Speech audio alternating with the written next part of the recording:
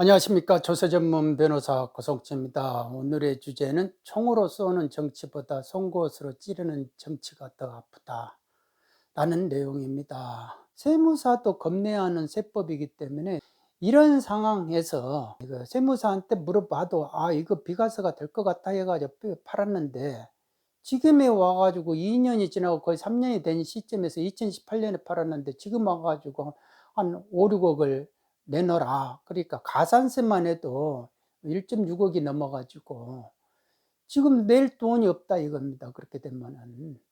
그런데 예전에 했던 사람들이 지금 와가지고 이제 그게 과세되고 있는 상황이다. 그러니까 앞으로 지금 양도세 분야에서는 이제 과세되는 사건들이 많이 생긴다. 그런 사람들은 이제 다 곡소리 나는 사건들이다 이겁니다. 그러다 보니까 6월 말까지요, 작년도 대비해 가지고 세수가 48조 8천억이나 더 걷어들였대요. 6월 기준으로 해가지고 6월 기준으로 작년 대비보다 48조 8천억이 나라 경제가 더 잘 돌아가 가지고 자영업자들도 그 호황을 누리면서 세금이 거둔다면 모르겠는데, 이상하게 자영업자는 오늘도 이렇게 내려가면 단골집 문 닫았고 또 내일 가면 또 누구 집이 문 닫을지 그거를 이제 걱정하는 거예요, 저도. 그런데 48조 8천억이 더 걷어졌다라는 겁니다. 여기서 소득세가 제일 많이 걷어진 거예요. 소득세가 19조 4천억이 더 걷어졌다 이거예요. 19조 4천억이.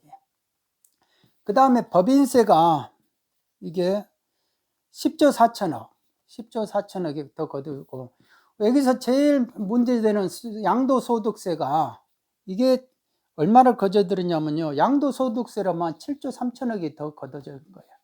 그러니까 어마어마하게 많이 양도세 낸 거죠. 지금 안 팔려도, 안 팔고 행동을 안 해도 이 정도 거둬들였다 이겁니다. 그리고 상속세 등 오발세수, 상속세 등 오발세수가 이게 2조를 더 거둬들였다. 그러니까 지금 정부는 빚도 많이 내고 세수도 많이 걷고, 그러니까 씀씀이가 엄청 잘 쓰는 거예요. 한마디로 말해서 적금 통장 다 깨버려가지고 가장이 그냥 노세 하면서 막 써버리고, 그런 식의 느낌이 드는 거다 이겁니다. 그러면 이 많은 돈이 도대체 누구한테 쓰느냐 이거예요. 지금 이 많은 돈이 누구한테 쓰느냐, 이게 다 세금으로 가가지고 누구의 호주머니로 들어갈 거 아니에요. 돈이라는 게 하늘로 솟구치는 거 아니고 땅으로 꺼지는 게 아니에요. 돈이라는 거는, 그 돈이라는 건 누구의, 사람의 호주머니로 들어간다 이겁니다. 사람의 호주머니. 그러면 누구의 호주머니로 들어가느냐, 제대로 쓰여져 있느냐, 쓰여지고 있느냐, 이게 이제 가장 중요한 거죠. 세금을 거두는 것만큼 더 중요한 것이 세금이 제대로 쓰여지고 있느냐. 그런데 이거에 대해서 지금 감사원이 어느 정도 감사를 하고 있느냐, 평상시에 계속 하고 있느냐, 이게 참 궁금하더라 이거예요. 의문이고. 나중에 이런 부분들이 전부 다가 점검을 해봐야 될 사항이다라는. 만일 공무원이 자기가 해야 될 역할을 안 하고 있었다, 그거는 직무유기죠. 안 해야 될 일을 하고 있었다, 그거는 직권남용이죠. 이런 부분들이 분명코 한 번은 다 검증돼야 된다 이겁니다. 지금 이게 세수를 더 거두려면 어떻게 해야 돼요? 징수행정이 징수를 빡세게 해야 되는 거예요. 이게 딱 비례가 되는 겁니다. 그러니까 징수행정을 빡세게 하면요, 노숙자 비율이 똑같이 올라간다. 이렇게 같은 비율로 이렇게 올라간다 이겁니다. 이게 제가 한 말이 아니에요. 2004년 국정감사에 어느 국회의원이 이 표를 가지고 말을 한 거를 제가 그때 당시 법무과장이었기 때문에 국정감사 이렇게 내용을 저희들이 다 청취를 하거든요. 그때 상당히 이게 공감이 돼서 글을 예전에 하나를 써놓은 게 있었거든요. 근데 지금도 제가 볼 때는 똑같을 것이다 라고 생각을 하죠. 그러면 징수를 빡세게 하기 위해서 지금 하고 있는 그 징수 행정으로만 해도요, 충분해요. 충분한데, 이 정부의 가장 큰 특징이 뭐냐? 총으로 빡 쏴가지고 죽이는 것이 아니고, 송곳으로 계속 찔른다, 이거, 송곳으로. 그게 뭐냐? 과태료, 막 이런 거, 벌금, 그 다음에 구속, 지금 뭐 감치, 형사처벌. 처벌이에요, 이게. 이제는 이게 막 처벌로 간다, 이거, 처벌로. 처벌로 간다, 이거예요. 그래서 지금 국세청장이 말을 하기를, 이제 한국 뉴스에 나온 것 보니까 이제는 앞으로 뭐 연말부터는 구치소 갈 사람들이 많이 생긴다 이거예요. 구치소 갈 사람들이. 그게 뭐냐면은 2억 이상 세금을, 그러니까 이거는 합계예요, 합계가 2억 이상. 그리고 세금을 3회 이상 체납한 사실 있고, 그게 1년 이상 체납한 사람이 있으면은 합계로 2억 이상 이 사람들은 어디로 가느냐? 구치소 보낸다 이겁니다. 그러니까 2019년 12월 달에 국세징수법을 개정을 해가지고 이 감치제도를 만들어냈어요. 감치제도가 이런 사람은, 체납자는 구치소 보내버리겠다라는 거를 이 정부 하에서 오더를 쪼니까 이렇게 법을 만들어냈다 이거예요. 냈는데 이거에 따라서 대법원 규칙도 만들어졌어요. 규칙이 만들어져 가지고 국세 관세 체납자에 대한 감치 재판에 관한 규칙, 이렇게 해가지고 2021년 1월 29일 시행으로 만들어졌다 이거예요. 대법원 규칙 제 2950 2950호로 만들어졌다. 이게 뭐냐? 감치를 할 거를 이제 국세청에서 골라요. 이런 사람들을, 교도소 보낼 사람, 구치소 보낼 사람들을 고른다 이거예요. 골라가지고 검사에다가 청구를 해요. 이 사람 우리 구치소 좀 보내주세요 라고 이렇게. 그렇게 보내주면은 검사가 이제 이거를 재판을 청구해요. 감치 재판을 청구를 하면은 법원이, 판사가 이거를 재판을 해요. 재판을 해가지고 기각할 수도 있고 각하할 수도 있고, 이거 사람 구치소 보내야 되겠네 하면은 이제 집행을 해야 되는 거예요. 집행은 누가 하느냐? 형식은 지휘는 검사가 한다 이거예요, 검사.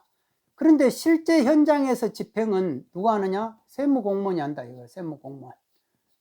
관세 같은 거는 관세공무원. 그러니까 세무공무원이 이제 가가지고 설명하는 거예요. 당신 이제 구치소 좀 가야 되겠다. 갑시다. 나랑 갑시다. 이렇게 되는 거예요. 그렇게 해서 구속시켜버리는 거다.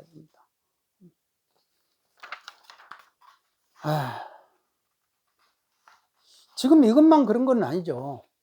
감치로 이제 보내버리고, 그리고 체납자는 또 사돈에 이렇게 특수관계자들 다 이렇게 해가지고 조회할 수 있잖아요. 계좌조회, 금융조회까지 해버리는 거죠.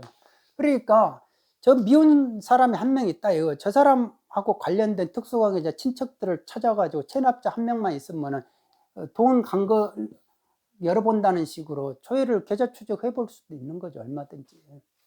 그러니까 이 정부 들어와 가지고 가장 큰 특징이 계좌를 열어볼 수 있는 그 장치들을 여러 개를 만들어냈다 이겁니다. 자금 출처라는 것도 그거거든요. 증여세로 들어가 가지고 증여세 영유로 하더라도 종소세가 12억 할 수 있고, 12억, 법인세 뭐 이렇게 해가지고 20억 이렇게 할 수 있는 거예요. 증여세로 들어가지고 계좌 열어가지고 확대해 본다는 거 아니에요. 이런 거를 재판부가 좀 막아주라고 그렇게 말을 해도, 의외로 이 지금 재판부는요, 상당히 제가 볼 때는 국고적이다 라는 생각이 강하게 든다. 이게 국세청이 지금 저인망식으로 쫙 끌고 가는데, 저인망식으로 다 훑어낸다 이거예요. 저 같은 경우도 돌아가신 분 상속세 신고하고 이렇게 조사하고 했던 것이 끝났는데, 3년 지나가지고 생전에 소득세 1,800만 원 내라고 살아계신 분한테 과세 통지한다고 그렇게 예고 통지 나왔어요. 그게. 그러니까 돌아가신 분한테 고지서 낸대요. 상속인들하고. 그래서 뭐라고 말을 해도 아이 우리는 이거 해야 되는 게 맞습니다. 이렇게 되는 거예요. 그러니까 알아서 불복하라는 식으로. 그래서 지금 불복하고 있습니다. 저인망으로 깔았는데 나는 지금 우리 이게 언론 같은 거 이렇게 보고 감사원 감사 결과 처분 이런 것도 보면 거악을 잡아가지고 척결했다는 말은 내가 들어본 적이 없어요, 지금. 근데 1,800만 원, 1,500만 원 막 이런 거 저인망식으로 끌어가지고 돌아가신 사람한테도 막 세금 내라고 이렇게 고지서 보낸다 하고 있으니 나는 나라가 이게 지금 제대로 돌아가고 있는지 국세청이 지금 제대로 뭐를 하고 있는지 그거를 지금 이런 식으로 또 체납처분 멘탈죄로 기소를 해요. 세금 먼저 안 냈다 하면은 세금 먼저 왜 안 내냐 하면서 아니 세금 낼 돈이 없어가지고 일단 내가 다른 데다가 일단 다 돈 쓰고 나중에 낼려 했는데 없습니다라고 하면은 일단 체납처분 멘탈죄 고발해버리면은 검사가 또 기소를 해요. 기소를 하면 또 또 법정 구속 시켜버리더라고요 또. 이 정부 하에 재판부들이 의외로 국고적이더라. 나는 이상하게 그런 걸 느끼고 이번에도 사회행위 취소 소송 해가지고 그분이 진짜 제가 볼 때는 억울하다고 생각해가지고 그러면 내가 한번 해보겠습니다 해가지고 꼭 좀 봐주십시오 해서 이렇게 진짜 내일처럼 한번 해봤는데 1심에서는 일부 패소를 당했어요. 그렇지만은 2심에서 그런데 2심 올렸는데 의외로 제가 다 1심 이긴 것까지 다 패소됐다. 곰곰이 생각해 보면 이해가 안 되는 거예요. 판결문을 봐도. 그리고 판결문을 이렇게 적기가 오히려 공무원 입장에서는 더 힘든데 의도적으로 완전히 이거를 그렇게 어렵게 판결문 적어가는 고생을 해가면서 이게 그렇게까지 다 깨트려야 될 그 법리가 되는가. 그게 오히려 더 이상하더라고. 그래서 이제 상고 하는 거죠. 근데 나는 그런 걸 보면서 옛날에 겪어보지 않은 일들이 지금 겪고 있다. 사법부도 뭔가 이상하다. 그런 생각이 드는 거예요. 체납처분 멘탈죄가 이런 것이 이런 식으로 납세자들을 지금 완전히 여기다가 이렇게 가둬놓고 이 조정지역으로 가둬가지고 양도세 올려가지고 세금 폭탄 때리는 거를 떠나가지고 징수 부분에서는 또 이렇게 동그라미 해가지고 체납처분 멘탈죄, 뭐 감치제도, 계좌추적, 징수행적 계좌추적, 압류, 뭐 공매, 뭐 이런 식으로 똘똘 포위해놓고 여기다가 안내 하면은 뭐 구치소 가든지 교도소 가든지 확실하게 우리가 본때를 보여준다 이거 아니에요. 그러니까 국세청이 물론 이제 국세청장이 지시니까 그러겠죠. 연말부터 이거 감치 제도를 아주 활용을 하겠대요. 그러니까 구치소 보내겠다 이겁니다. 지금 확실하게 공표를 했어요. 언론 기사에 나왔다 이겁니다. 그러니까 지금 교도소 이제 가실 분들이 많이 생겼다 이겁니다. 지금 사행에 이거를 뭐를 증여를 하고 내 재산을 얼른 증여하고 뭐를 처자식한테 이렇게 주려고 하면은 이거 전부 다 사행위로 잡아본다니까. 사행위가 뭐냐면 세금 안 내려고 빼돌렸다 해가지고 이 준 거 다시 내놔. 이거 다시 내놔. 그러면 여기다가 압류하겠다 이거 우리가. 예? 다시 돌려놔라 이게 체납자한테. 예? 남편한테 다시 돌려놓으면은 우리가 압류해가지고 공매해버리겠다 이거예요. 예? 이런 식으로. 그러니까 처자식은 먹고 살아야 되잖아요. 처자식은 먹고 살아야 되니까 어떻게 됩니까? 사유행위 걸릴 것 같으니까 이혼을 할 수밖에 없죠. 이혼을 해요. 이혼을 하면 재산 분할을 하잖아요. 재산 분할을 하면은 이 50% 부분은 좋아. 50% 부분은 인정을 해줘. 근데 50% 초과 부분 가져간 건 다 내놔. 또 그렇게 해요. 그러면 법원이 맞네. 사유 돌려줘. 뭐 이런 식이에요.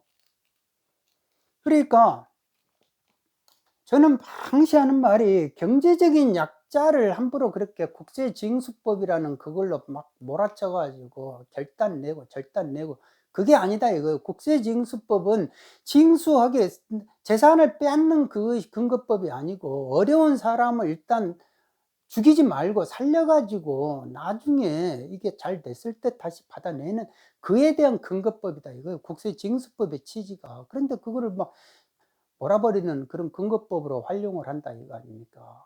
그러면 사법부가 그러지 말라고 해야 되잖아요. 사법부에 가면은 정의 여신이 딱 이렇게 써 가지고 여신이 예? 이렇게 있어요. 이렇게 해 가지고 딱 이렇게 여기다는 저울을 달고 있고 여기다는 칼을 달고 있고 뭐 이런 식으로 있다 이거예요. 저울이라는 게 뭐예요? 이게 배려를 해라 함부로. 인간다움을 법에가 법만 따지면 냉정하니까 이게 법이라는 게 원래가 구제는 갈수에 물이 흘러간다는 말 아니에요. 삼수변에 갈 거니까 삼수변에 갈 거니까 물이 흘러가는 건 이치와 상식이고 이치와 상식은 진리 아니에요. 진리면 뭐예요? 그게 사랑과 말을 하면은 하나님의 예수님의 말하면 사랑으로 말할 거예요. 부처님 말하면 자비로 말할 건데 그게 하나의 개념이 뭐냐? 그냥 따뜻한 기운이에요. 따뜻한 기운이 하나로 말하면 이 배열에다 이거. 이 배려가 있는 것이 인간답다 이거예요. 인간답다. 그러니까 배려를 해라 이거예요. 이거는 칼은 이거를 가지고 절제를 하면서 써라 이거고 냉정함 이게 칼이라면 칼만 휘둘려 버리면 폭력밖에 안 되잖아요. 예? 그러니까 맨날 칼잡이 하는 사람들 있잖아요. 그런 직종들 칼잡이 막 하잖아요. 칼로 그냥 막 난도질 해버리면 몇백 명도 그냥 다 교도소 보내버리죠. 그걸 가지고 자기는 이제 이걸 칼 잘 쓰면 내가 정의를 위해서 이렇게 했다 막 그럴 거 아니에요. 인간다움이 없는 정의가 무슨 소용이냐 이거예요. 이런 정의가 무슨 놈의 추상적인 것이지 무슨 소리 하고 있습니까? 예? 본인이 나중에 나와가지고 옷 벗고 나와가지고 자기가 그러면은 칼에 맞으면은 그때 또 정의 찾을 거예요. 그런 하이에나들이 정치하면 어떻게 됩니까? 나라가 거들나는 거죠. 정치하겠다는 사람들은 사자 기운을 가져야 된다니까. 투쟁력 있고 싸울 줄 알아야 되고 뭔가가 송곳으로 톡톡 찔리지 마라 이거예요. 송곳으로. 예전에 김응용 그 해태 감독이 있지 않습니까? 야구 감독님이 인터뷰한 거를 제가 그때 옛날에 본 적이 있어요. 그래서 덩치가 이렇게 크시잖아요. 그런데 사모님은 조그만 하시대요. 체격에 왜소하시대요. 그러면 부부싸움 하면 누가 이깁니까? 아나운서가 그렇게 물어보니까 송곳이 이깁니다. 그러더라고요. 찔리는 게 아파요. 그러더라고요. 그 말이 딱 생각이 나는 거예요. 오늘도. 오늘 이렇게 보면 언론 기사에가 보면 최악 대법원장 침묵한 법관행위도 양아치 법원 직원의 돌직구 이렇게 해서 나온 거예요. 이 양아치라는 말이 나온 거예요. 양아치. 뒷골목의 양아치라고 하잖아요. 이 뒷골목의 양아치가 공무원을 하면은 나라가 어떻게 됩니까? 국가기강이 무너지는 거예요. 근데 벌써 법원 직원한테 양아치라는 말이 나오는 거예요. 양아치. 예? 법관들을 향해서 침묵하는 그대들이여 하면서 양아치 예? 라고 표현을 하더라고요. 그러니까 오직 자신의 이해에 따라 행동하는 양아치적인 것이라며 실종 선고된 양심의 썩은 정의에 반론하고 했다 이렇게 말을 한 거예요. 이에 대해 한 고법 부장판사는 판사들이 해야 할 일을 법원 직원이 했다며 3,000명 판사 모두 부끄러운 줄 알아야 된다라고 이렇게 말을 합니다. 우리가 대법원장을 존경하고 진짜 저런 분들이 역시 대법원장 해야 돼, 판사를 해야 돼, 이래야 되잖아요. 근데 저런 사람이 하나? 무슨 신뢰를 못 받는 거예요. 신뢰를. 그럼 뭐 하려고 고시 공부하고 뭐 하려고 정의 내세우고 그동안 그럼 말이라도 하지 말지. 예? 고시에서 판검사 되는 것이 그렇게 그러면 자랑스럽냐 이거예요. 송곳으로 찔르는 것이 아픕니다. 라는 겁니다. 이게 국민들 사이에 이제 하나씩 이런 말들이 나오기 시작하면 임계점이 이제 초과하는 때다라는 겁니다. 이거를 대변해 줄 이가 누가 있겠느냐? 누가 있겠느냐? 그게 그런 사람이 이 나라에 과연 존재나 하고 있는가?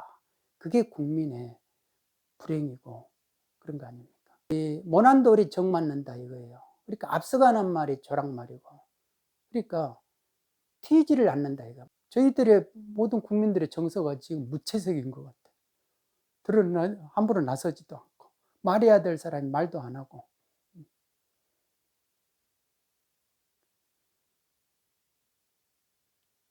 오늘은 여기까지 하겠습니다. 여러분 모두 건강하시기 바랍니다. 감사합니다.